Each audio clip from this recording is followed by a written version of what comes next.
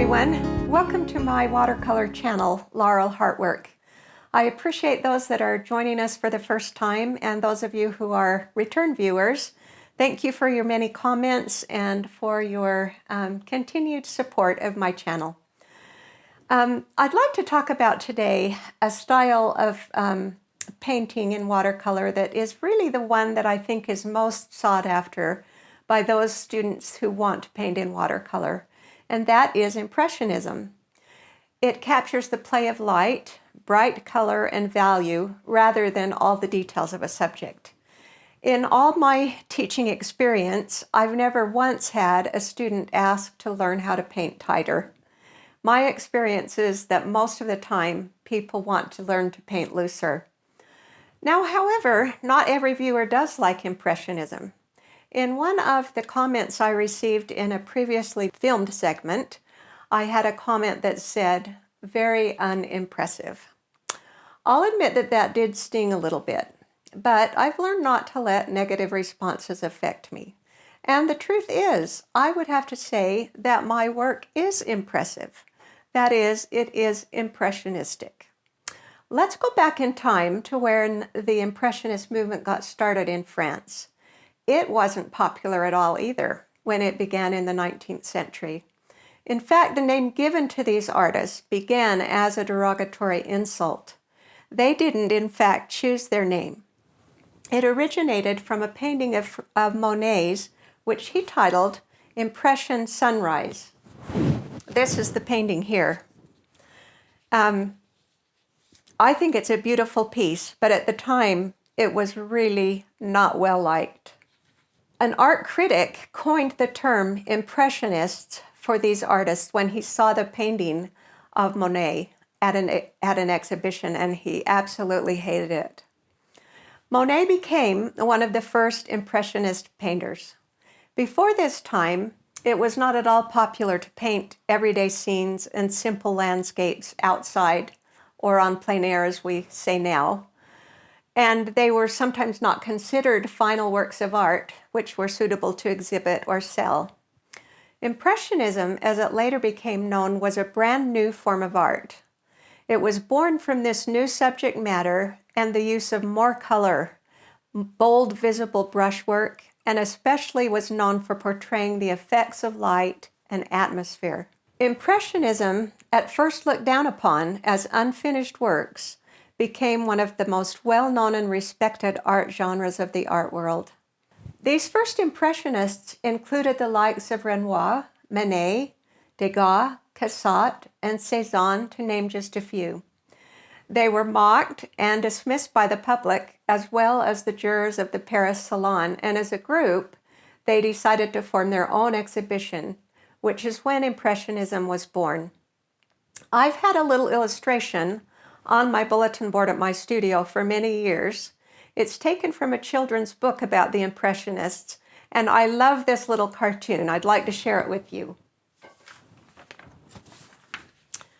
This shows 5 of the Impressionistic painters that you can probably figure out who they are by the paintings they're holding. The first guy says, "We want you to join," they're talking to Mary Cassatt. "We want you to join our group. So far, nobody likes us or our paintings, and we don't make any money, but we have fun and get to paint anything we want." And Mary says, "Count me in." I love that little cartoon. I think it speaks volumes about the courage and the, the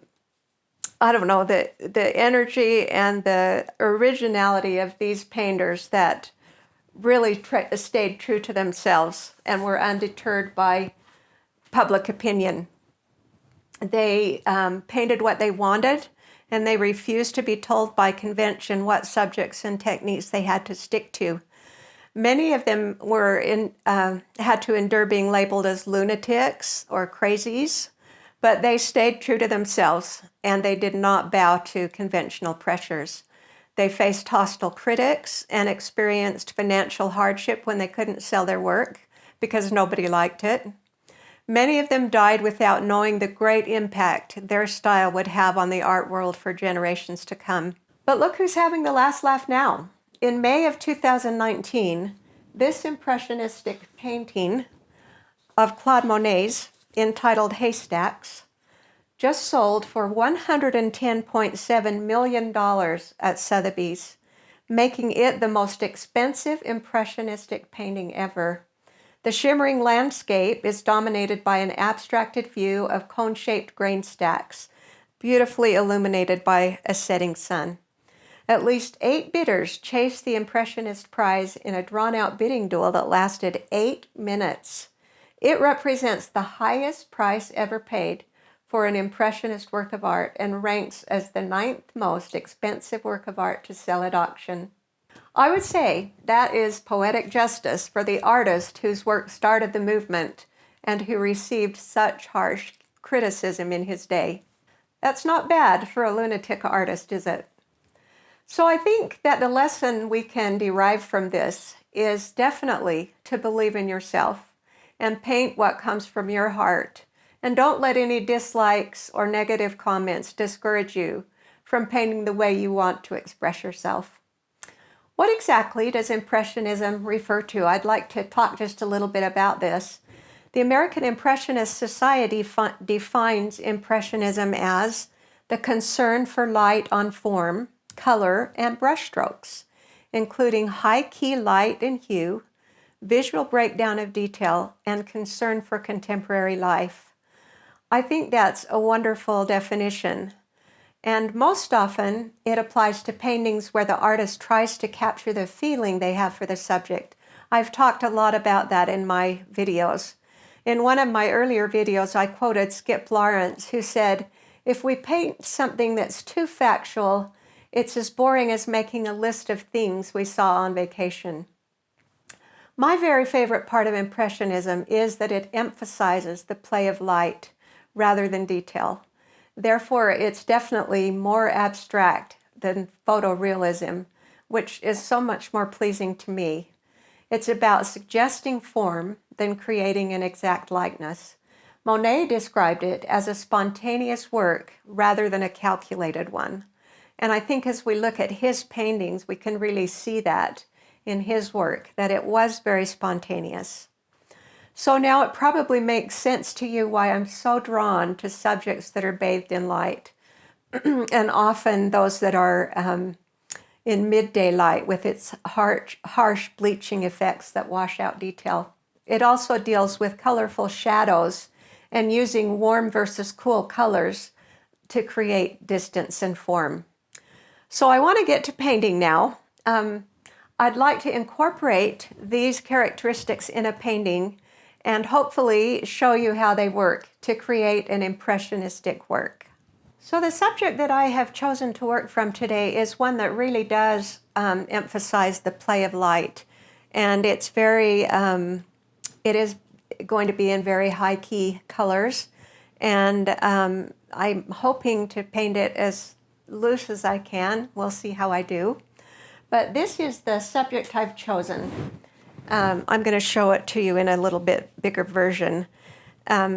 This was taken during the time that I lived in Brazil, and there were just so many beautiful Portuguese old buildings there and gateways and things that were just so perfect for this impressionistic kind of style that I have so many possibilities from the photographs that I took.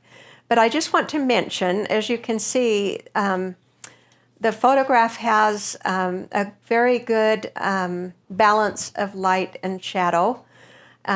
So I've got the sun coming from an angle here, which is casting these beautiful shadows onto the wall of the building here.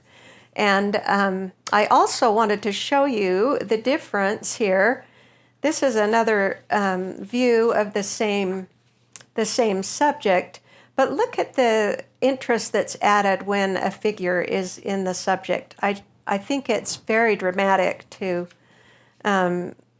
see what a figure adds when you put that human interest there. It really picks up the interest in the subject, I think.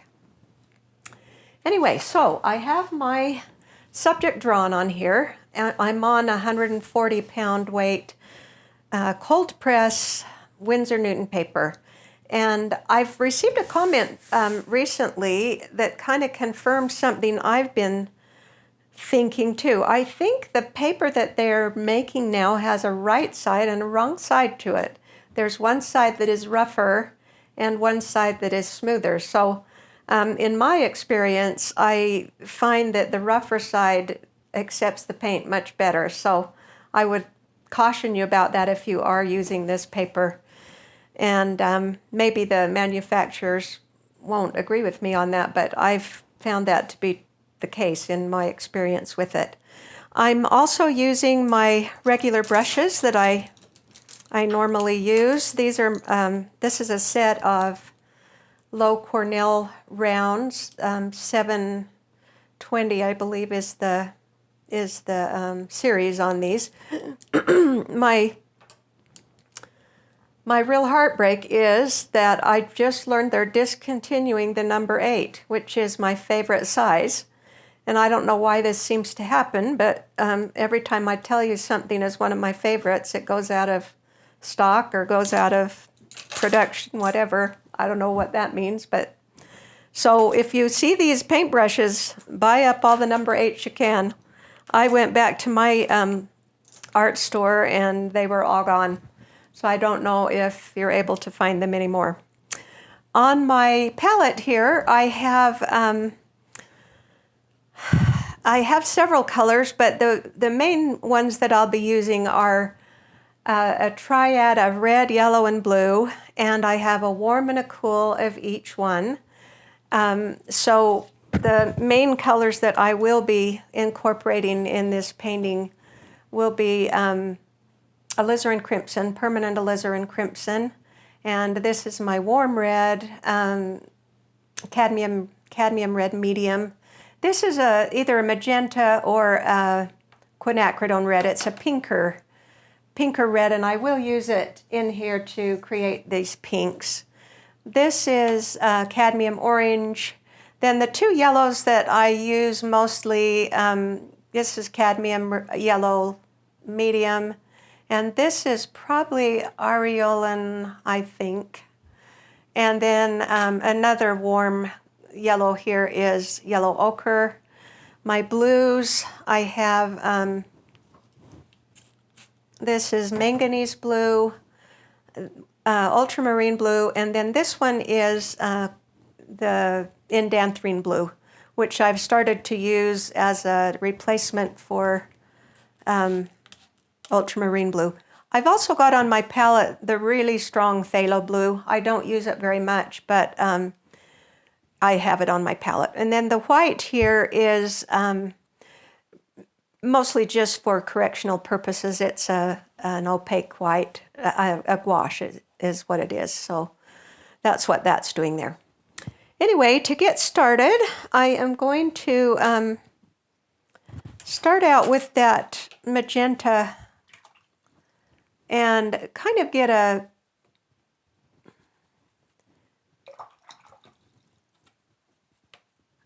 nice pink going.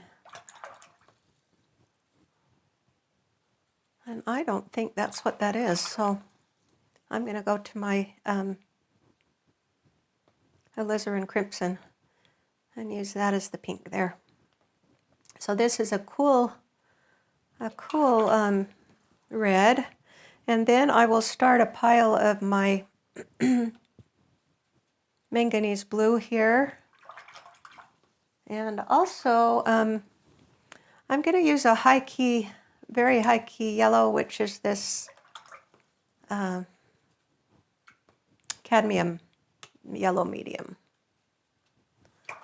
So I have a very pure primary triad here on my palette, and I'll be working mainly with this throughout the painting. As I get into the darkest darks in here, I'll bring in some of these other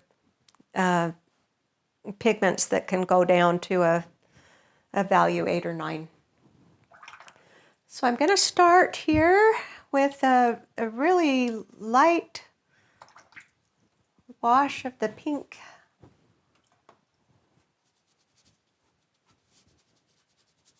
wall back there.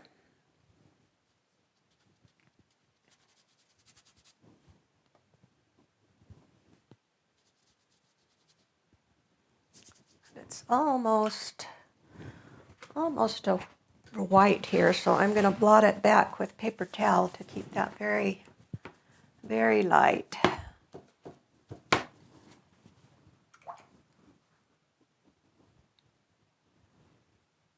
And come down with it here. Also,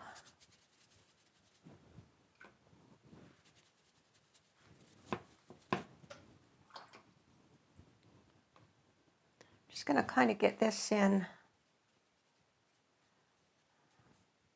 everywhere where that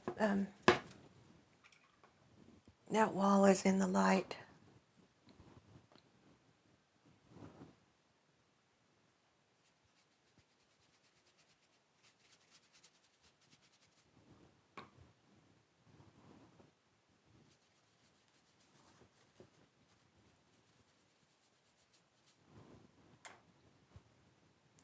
And anything that is going to be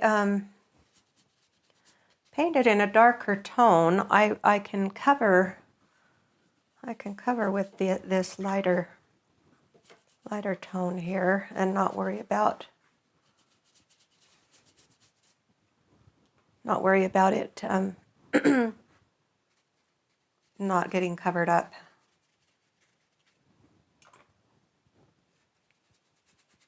You can see I'm even going over this gray, even though that's not going to be pink in the end. I'm just trying to block in basically all the shadow area here.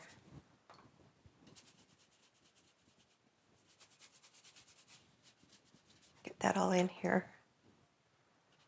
And being really careful to jump over these whites in here. And now while this is still a little bit damp, I'm going to bring in some, that is sap green. I'm going to start getting in a little bit of this green foliage. That's maybe still just a little bit too damp there.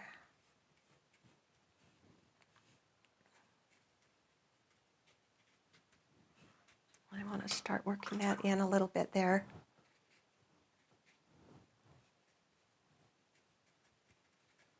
Before that gets fully dry, I want that to bleed out a little bit in there.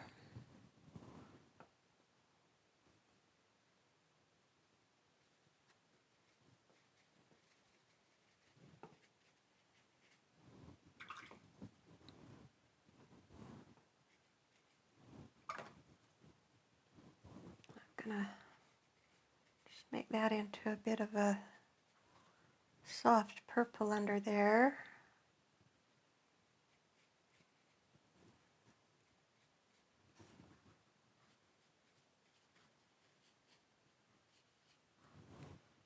By adding just a little bit of a blue into that tone there. Okay, and carrying the green over into here as well.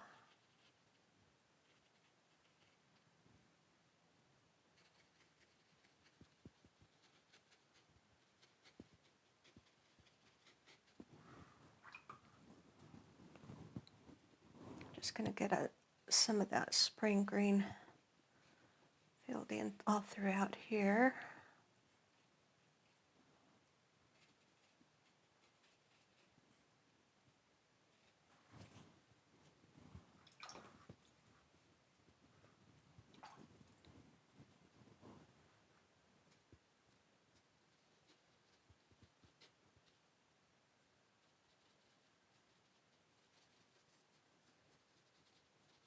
And then I'll be coming back and going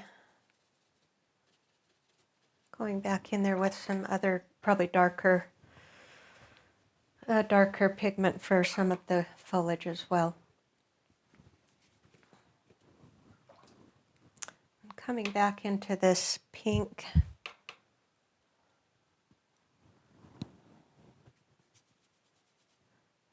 going to be a little bit darker in through here. Kind of on the shadow side.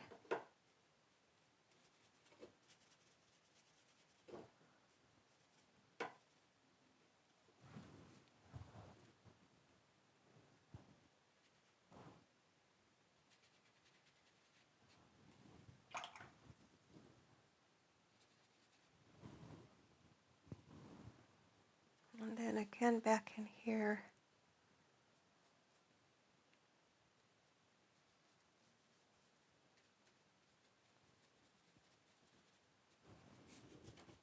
I want to blot that out because I want some really nice little bits of light to come in through here.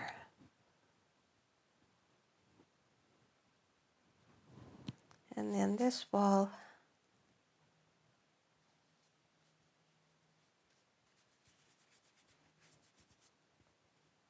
over here will be in shadow.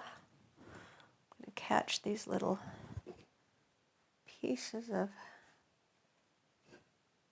shadow coming across there that give that form and definition onto that little side of the wall that's in the light there. I don't want those to be quite so uniform. That doesn't look really right, does it?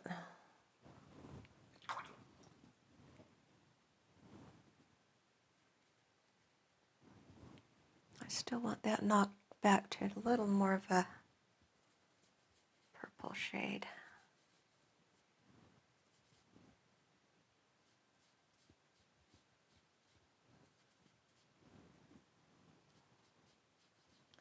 I guess that's gonna, I need to make sure that that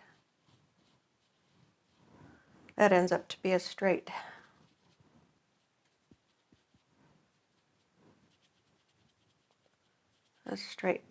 edge there. Okay, then that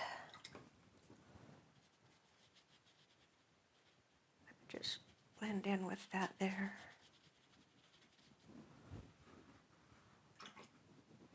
And I can start putting some of this really beautiful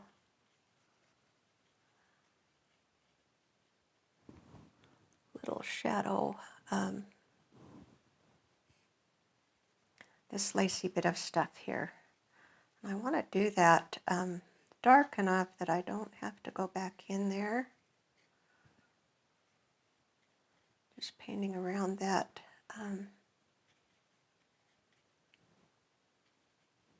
I don't know what you call the little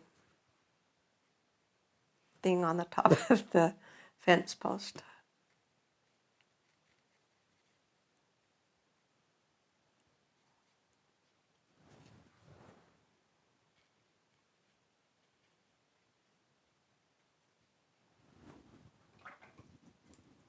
Okay, and some of that, I want to just touch back into it a little bit to soften the edges of it.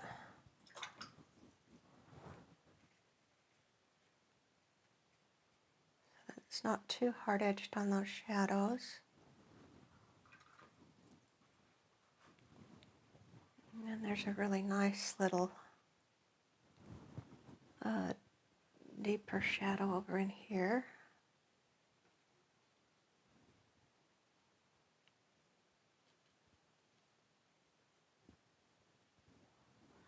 And maybe a little bit underneath these leaves might be just a little bit darker shadow in there. So I'm going to strengthen that a little bit.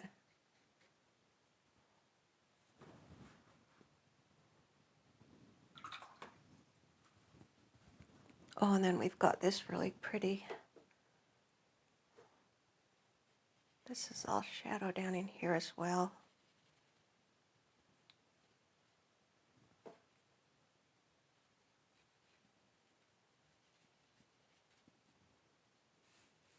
I probably should have tried this with my blow dryer. It's kind of crinkling up on me, but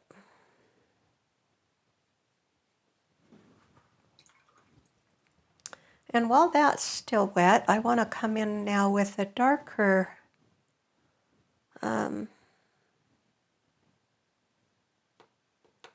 a darker green. Adding a little bit of burnt umber into that mixture. I think I've got ultramarine and manganese blue and sap green, but if I add just a little bit of that, one of those browns, either burnt sienna or transparent oxide red, into that green mixture, I can get a really, really nice deep green that is gonna make this ivy here. And I can just kind of play with different ratios of the green to the blue, so that it gives a little more dimension to that that green, and leaving just a little bit of spaces in between that so that it's not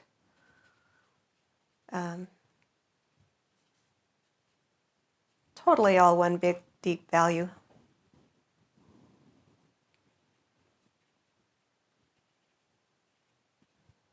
And it looks like that's coming into about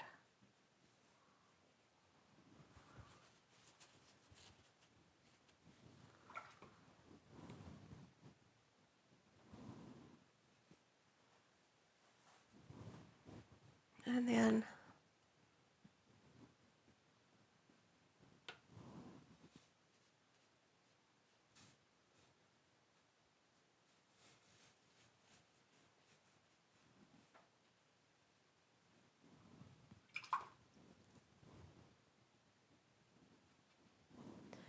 looking back into that space between the two pillars, that's going to be very dark in comparison. So the main thing is just building up these values to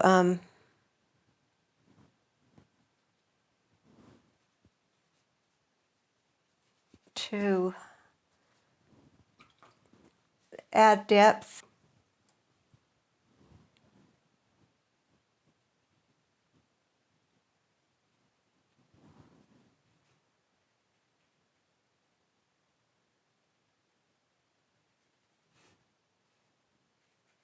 So I'm just painting back behind the post toppers, whatever you would call those things.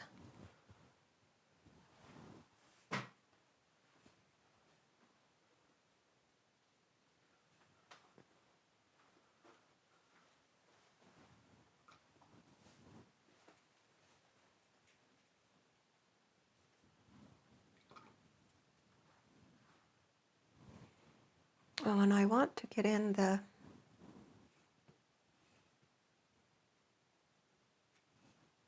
little blossoms in here too.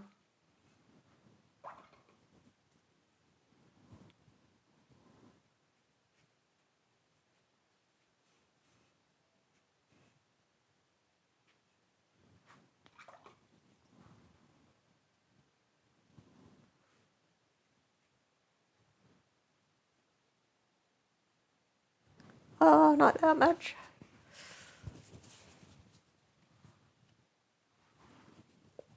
I get too anxious to get going, and I sometimes get things in too soon and they bleed all over the place.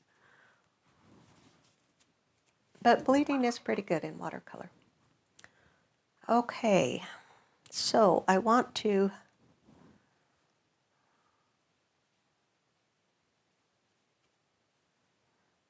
get this post kind of thing defined a little better.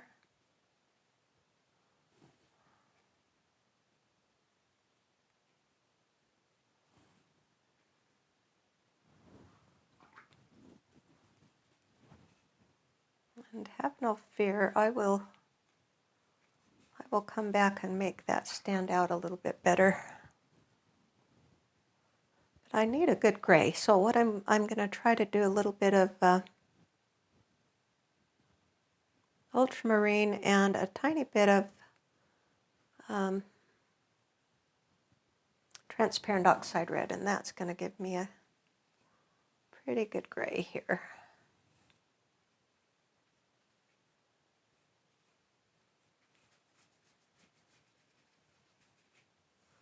And then I can kind of leave a little bit of this business just by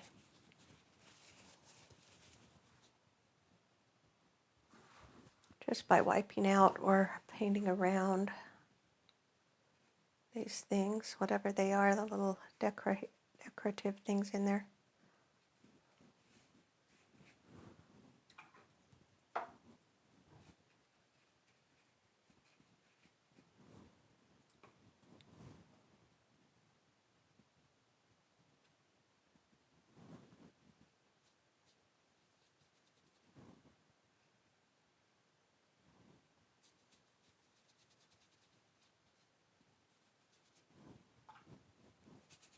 I want to carry that down into the bottom so I don't leave a really hard edge there.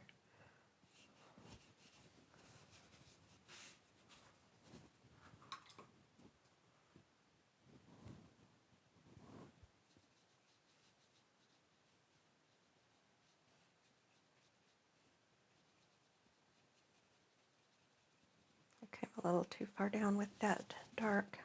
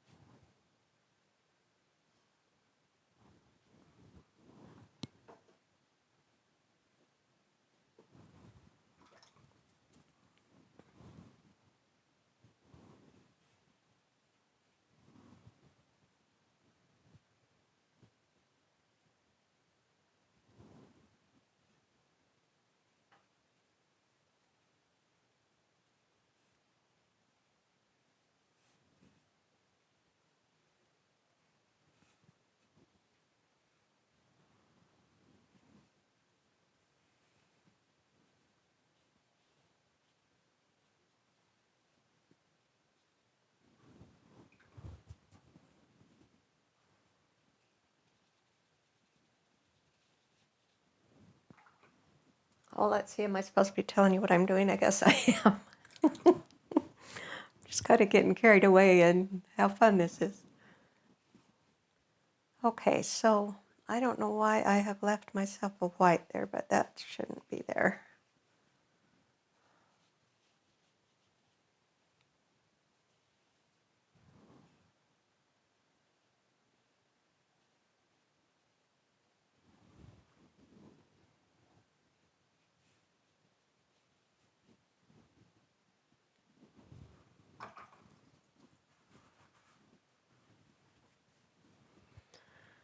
Okay, I'm kind of unhappy with this,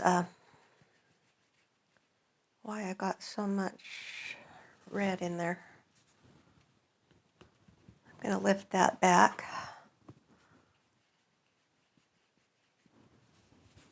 And that is really one of my favorite features of this paper, as I've said lots of times.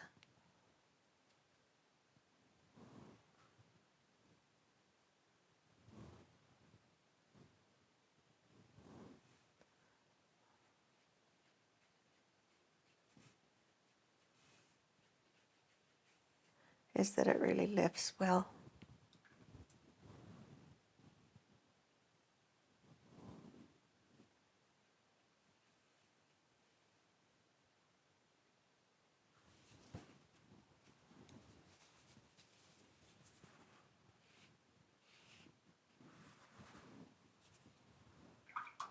Okay, I'm gonna leave that for a minute.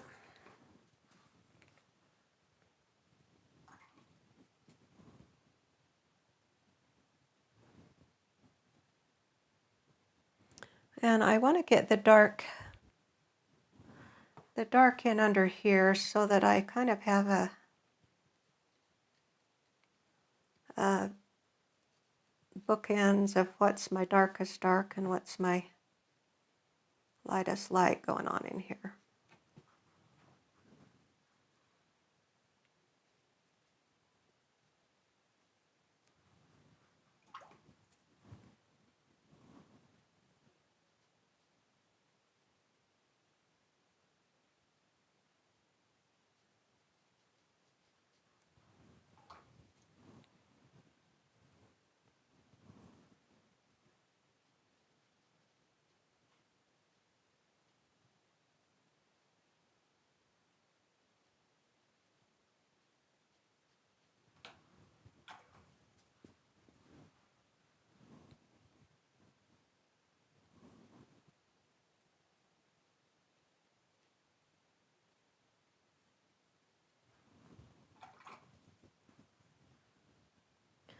So it's really just a matter of playing with these light and shadow patterns. Got to be careful here. I'm going to get into some mud. But this could stand to be a little darker through here anyway.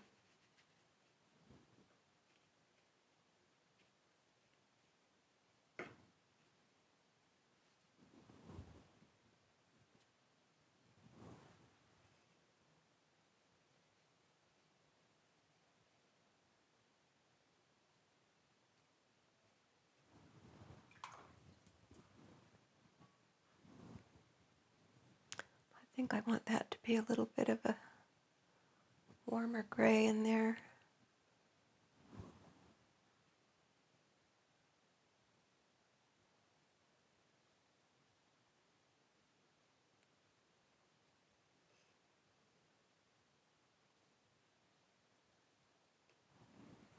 And then as that's coming down into the foreground, it's adding a little bit more color, and it's warming up a little bit. I don't know if you can kind of tell that that's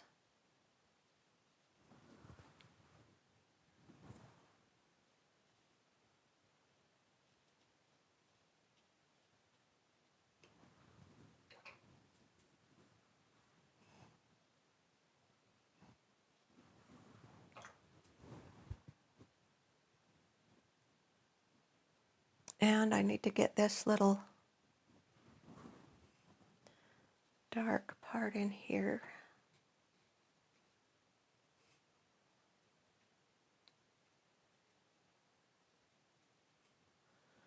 Being careful to leave some little whites for sparkle.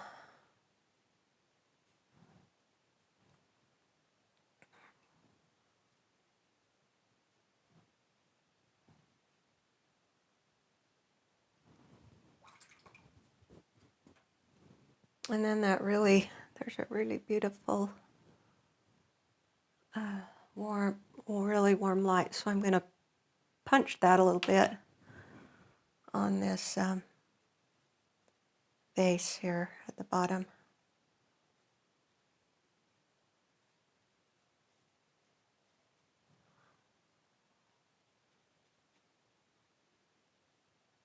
I don't want to touch back into that wet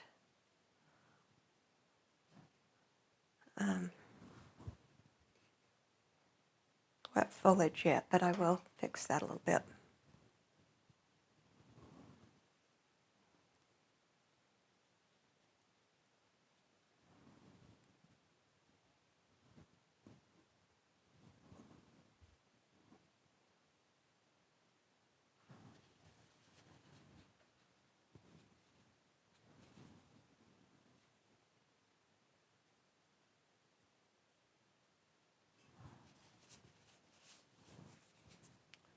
What I didn't want to do was have that bleed into there yet.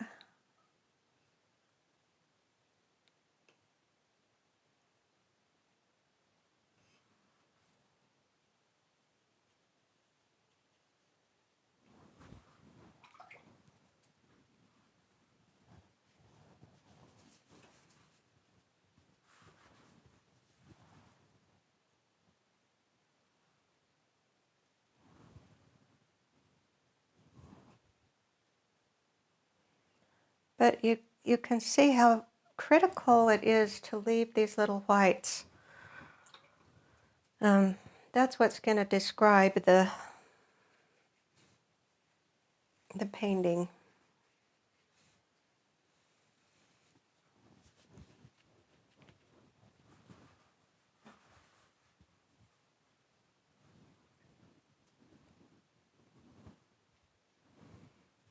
I want to add in a little bit of brighter green in there too by adding some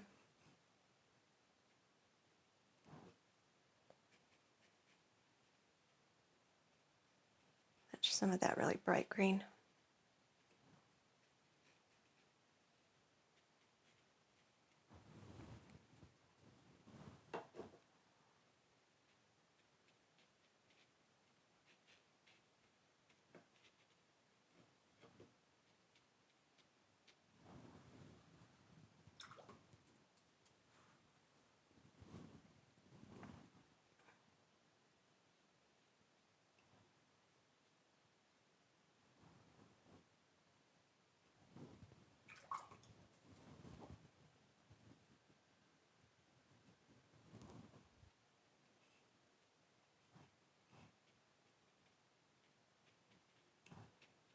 Just adding a little more of a third value into that foliage there.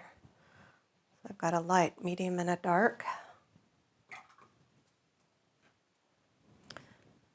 And I think I've got a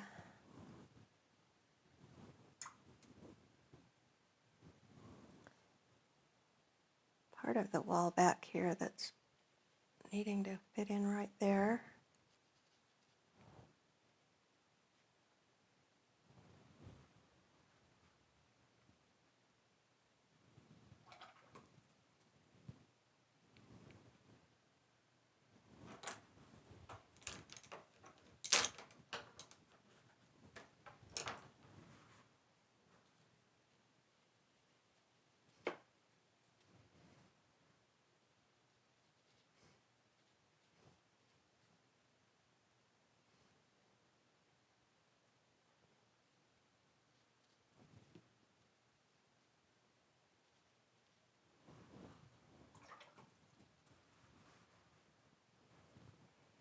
The more you can try to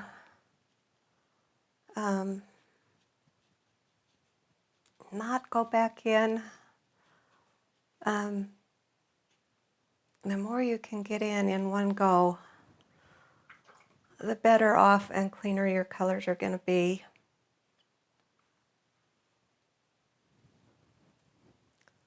I'm going to go ahead and go over here and put in this dark window too.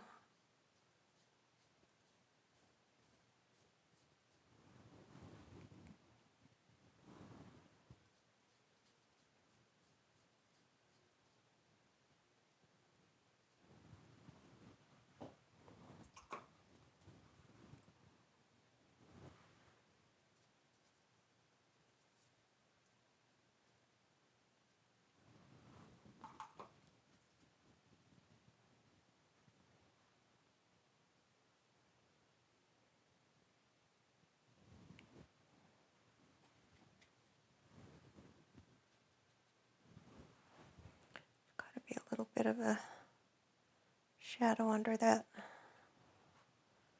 vase thingy.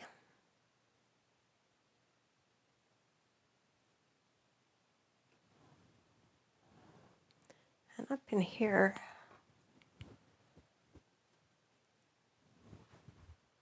this should be a little darker too.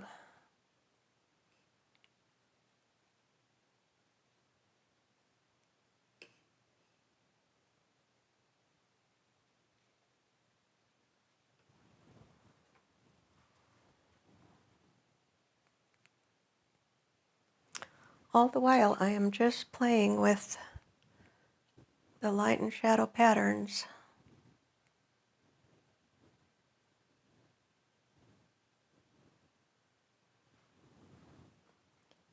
I do want to get this just a little darker in here too.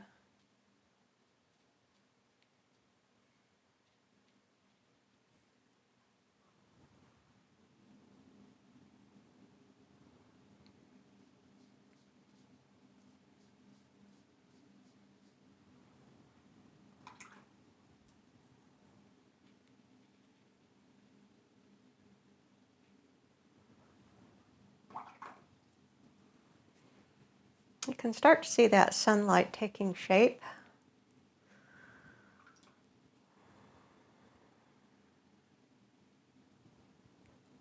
I think maybe I'm going to jump down and work a little bit on this figure.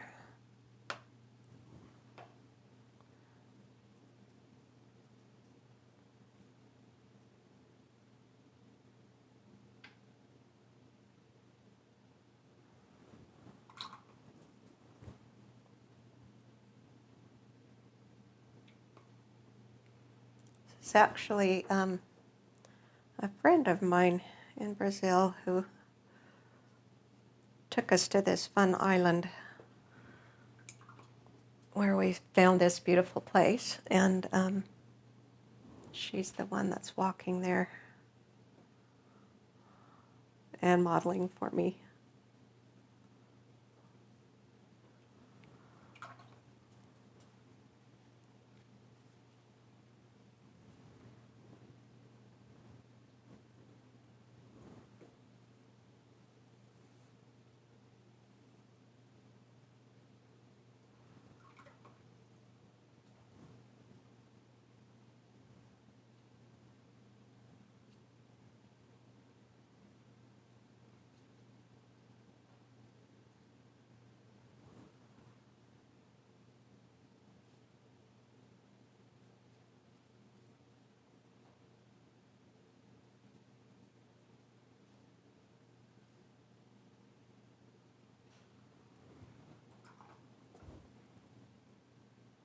And the fun thing about figures is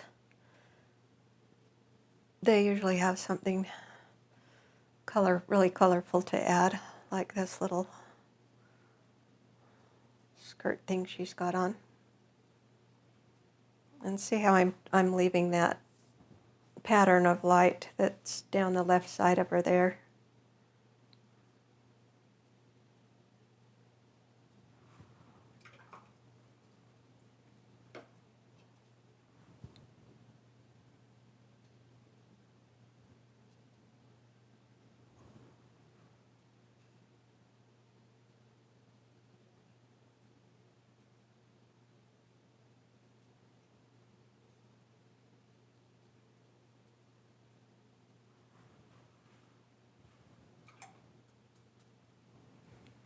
And then I think her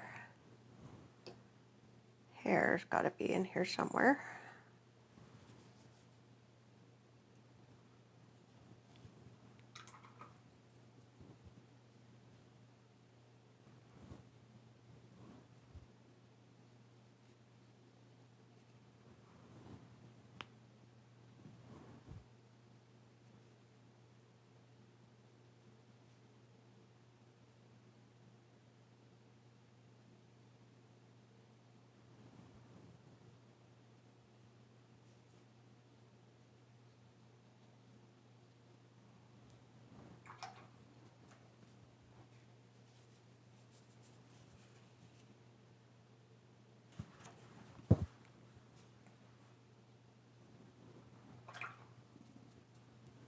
I'll come back to her in a minute when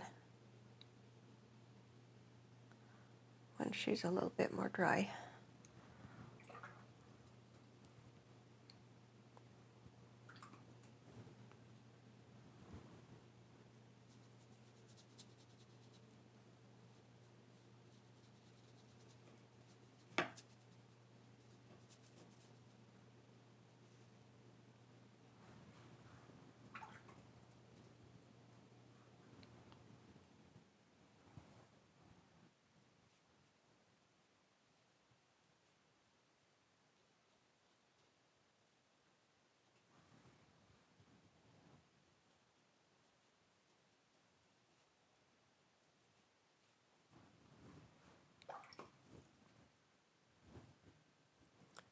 And then I want to just do a kind of a gray out of all that color there.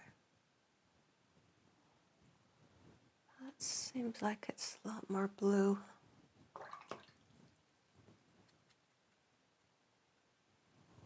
Yeah.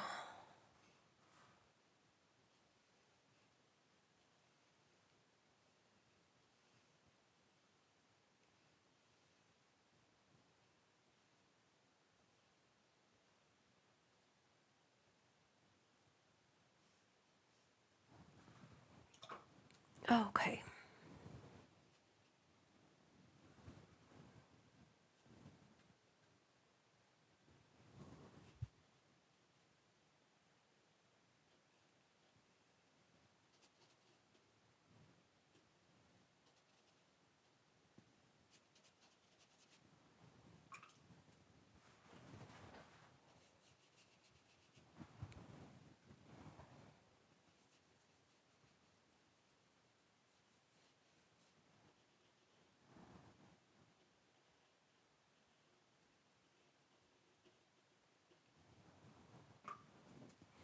I'll just kind of let her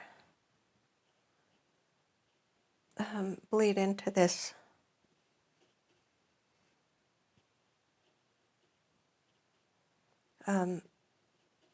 foreground.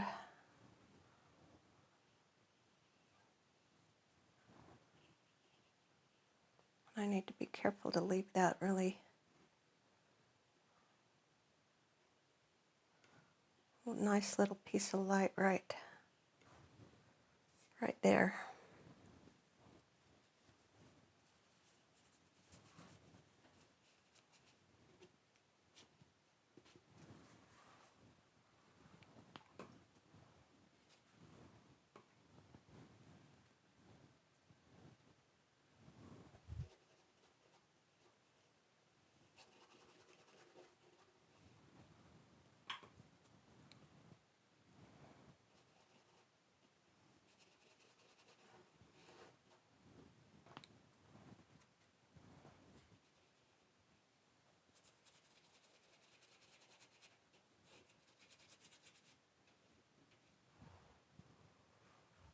Okay, and I may be off on the value on that just a little, so I'm going to darken that.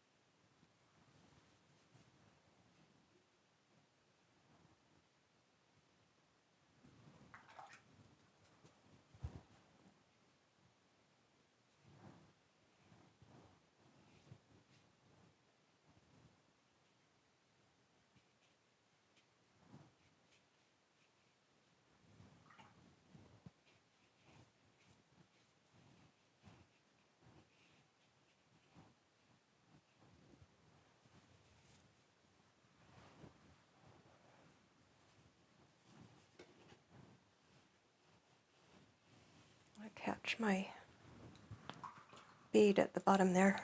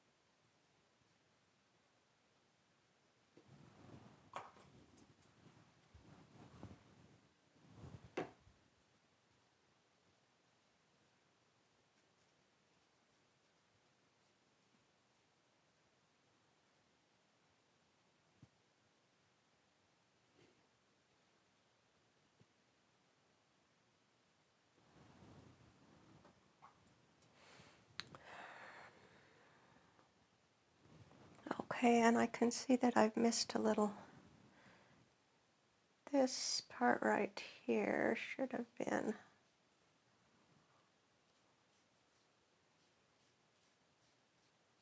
a darker purple in there.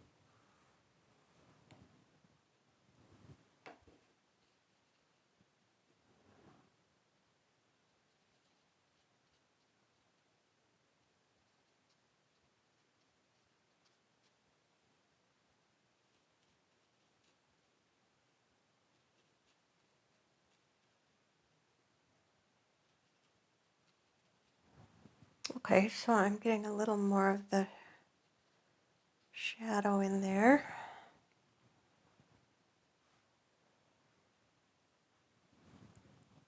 And I have to paint something dark there behind her chest so that we can tell that that's in sunlight.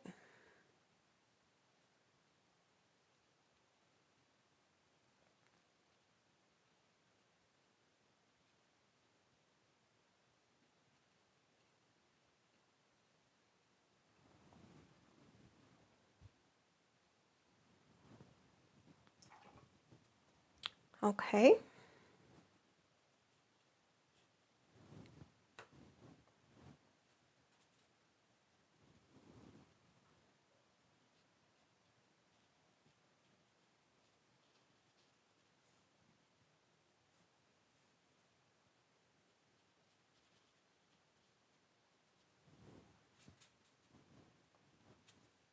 Try to just warm that up a little bit through there.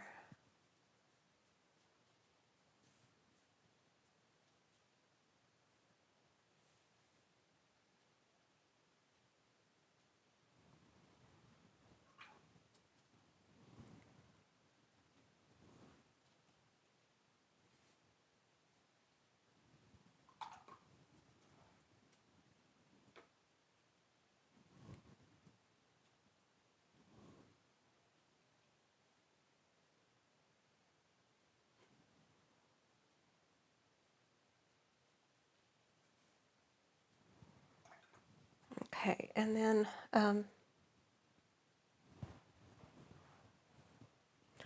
I can see I need some really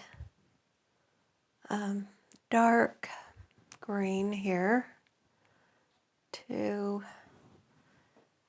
punch out this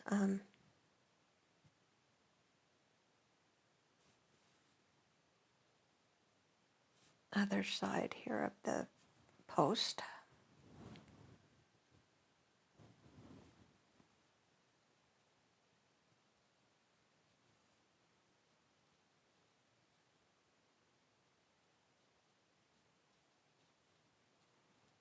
And I want to leave a little bit of the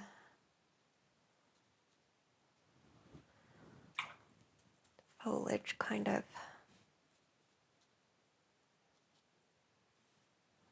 So see how that painting behind just left me another layer of leaves that are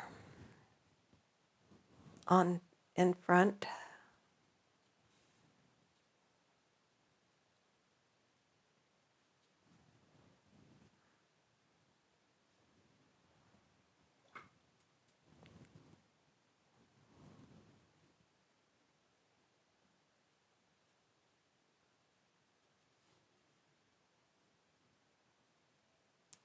So it's a balance of painting behind and painting on top.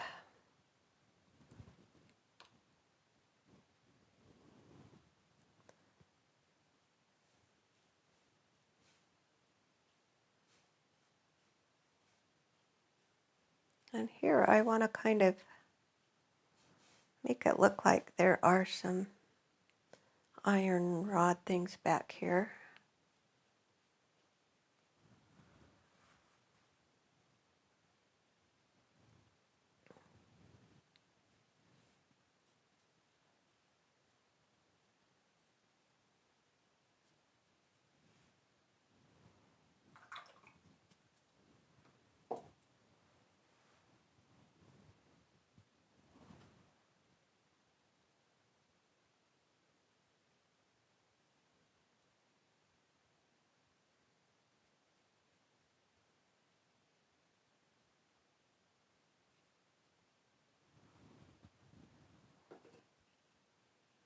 There's a little dark window there.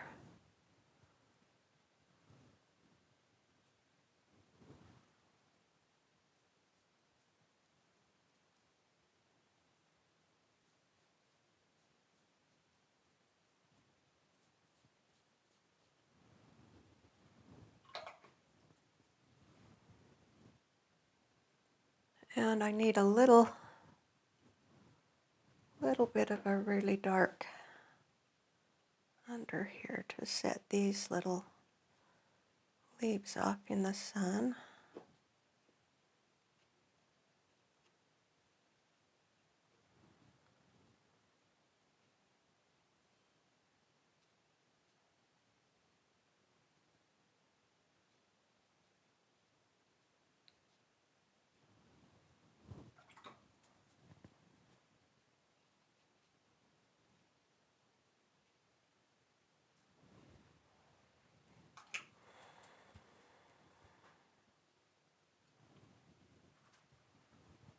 I think I can come back and maybe put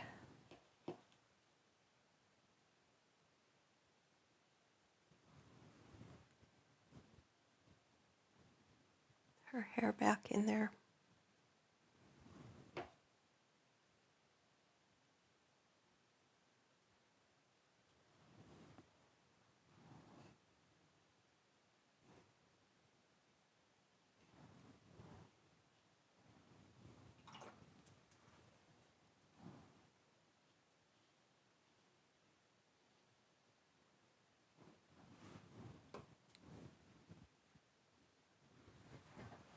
Just need to kind of anchor this here.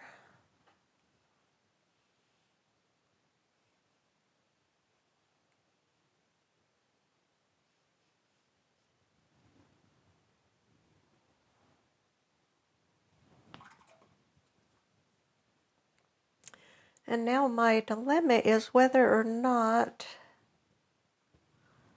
to put in those bars across the gate, but I think I might need to.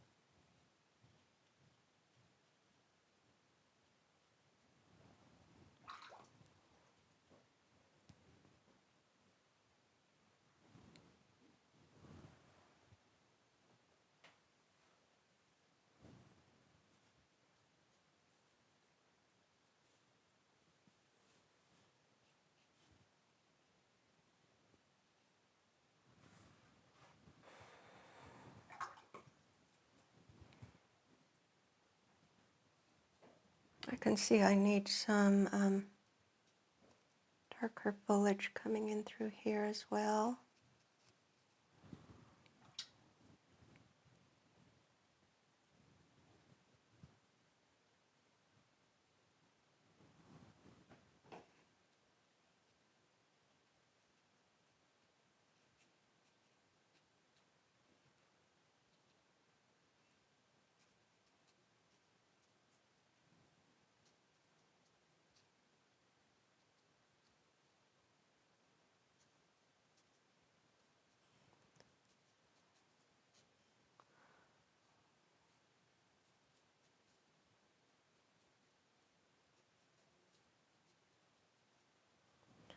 And that just adds more layers of the leaves as well, you can see.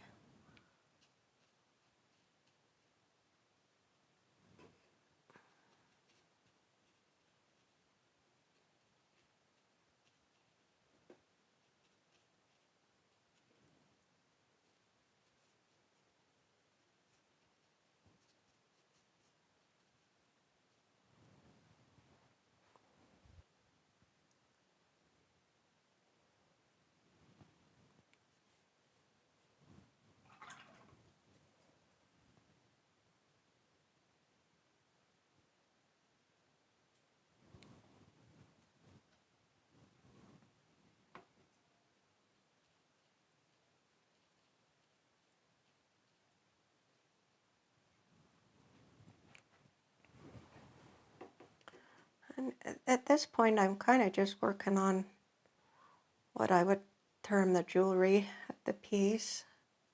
Just kind of strengthening some shadow areas.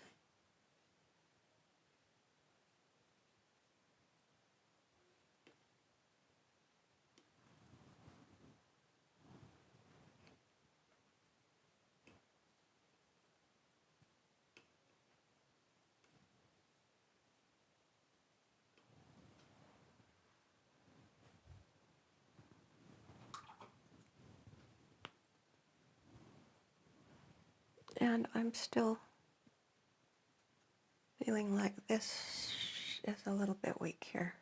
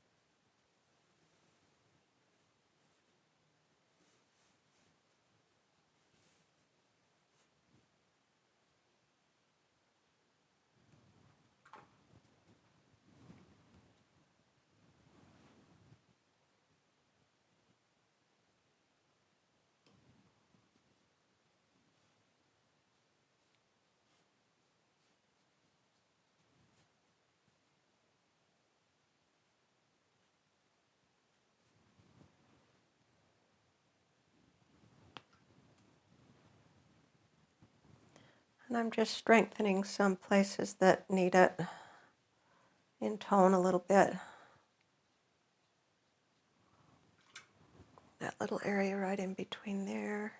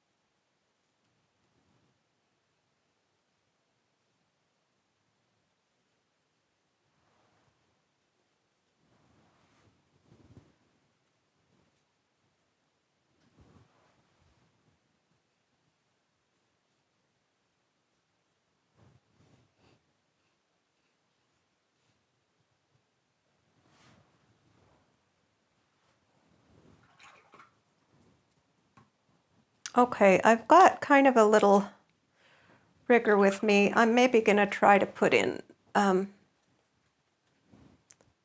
some of the bars on the fence. We'll see what we think here. Oh, it's a little scary.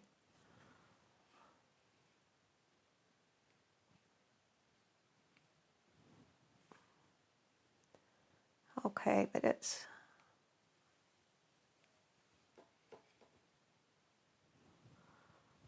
probably got to happen anyway.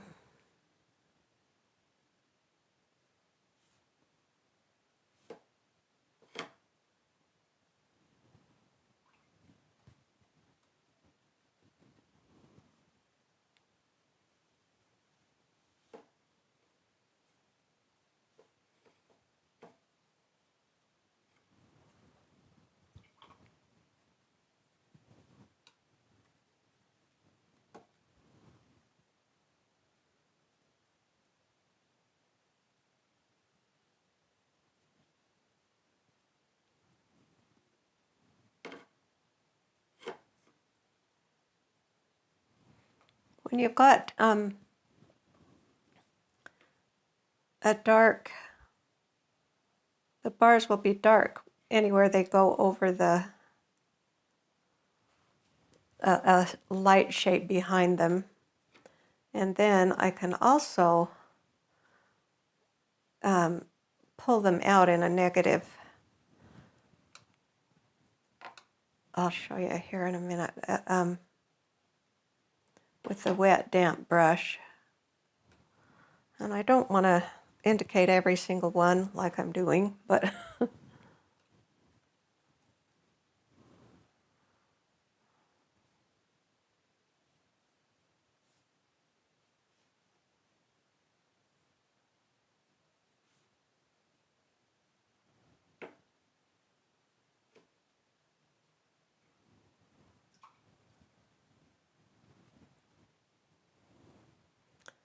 And then over here we've got the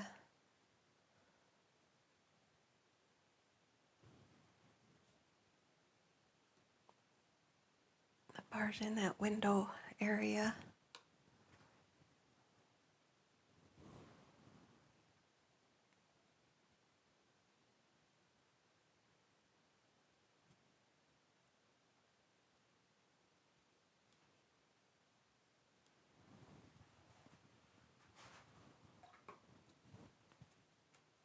And a couple places that should be darker maybe.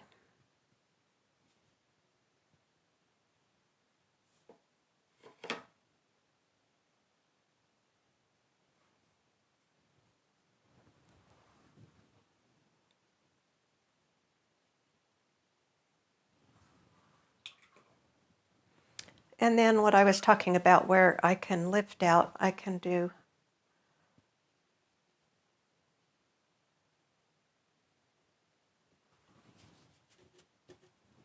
some of the bars back here just with a damp brush, and then lift out so that that also right here across the dark, that should work there as well.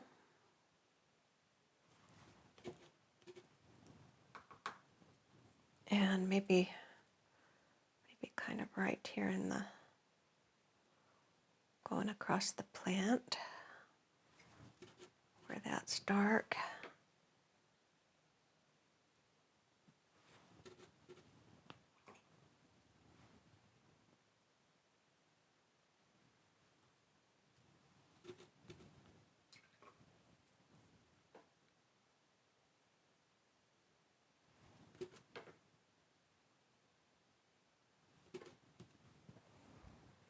So I think that kind of gives a little bit of variety to it.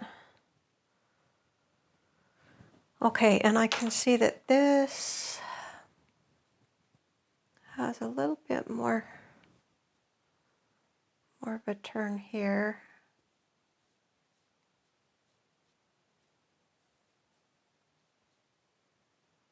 And down in here.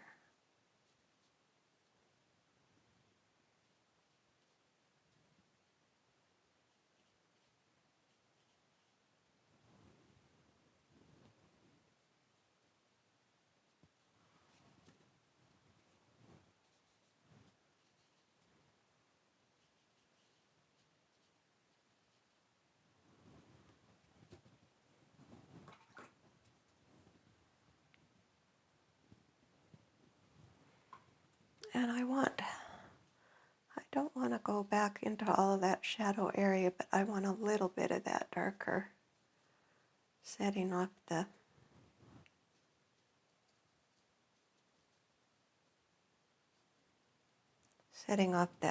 post there.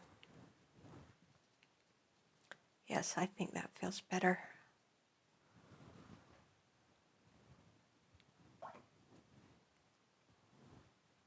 And it feels like this needs to be strengthened just a little bit down here too.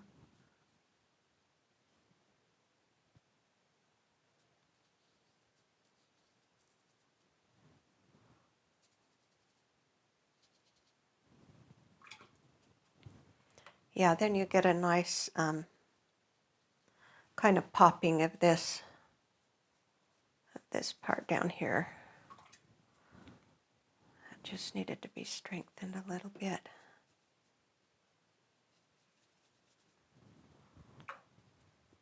Yeah, I like that.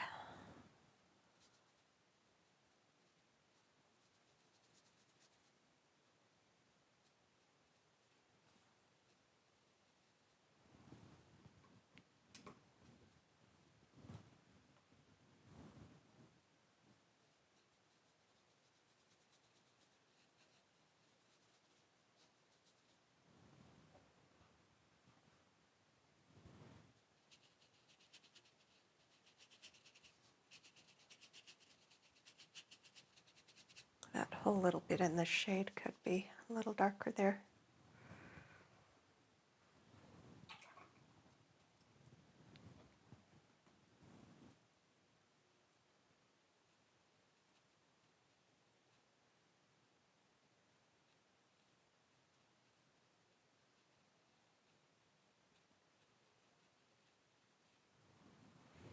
Okay, I think that's close to being done. I did want to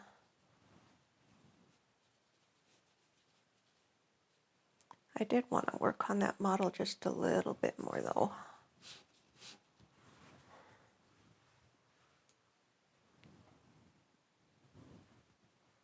And we need to emphasize that shadow under there. Coming around there.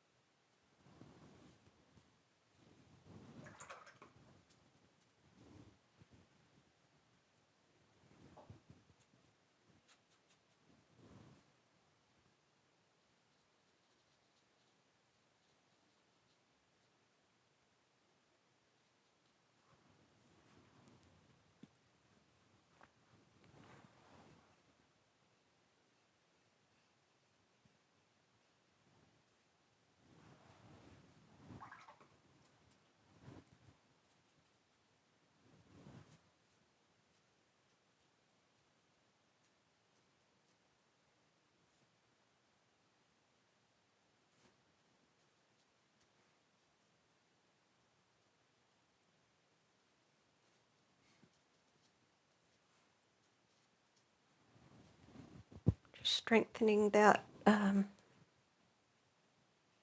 foliage a little bit there. I think that's it.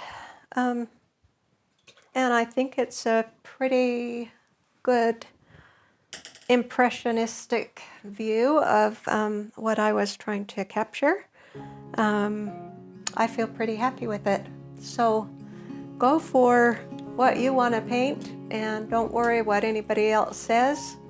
In the end, you could end up like Claude Monet. Who knows?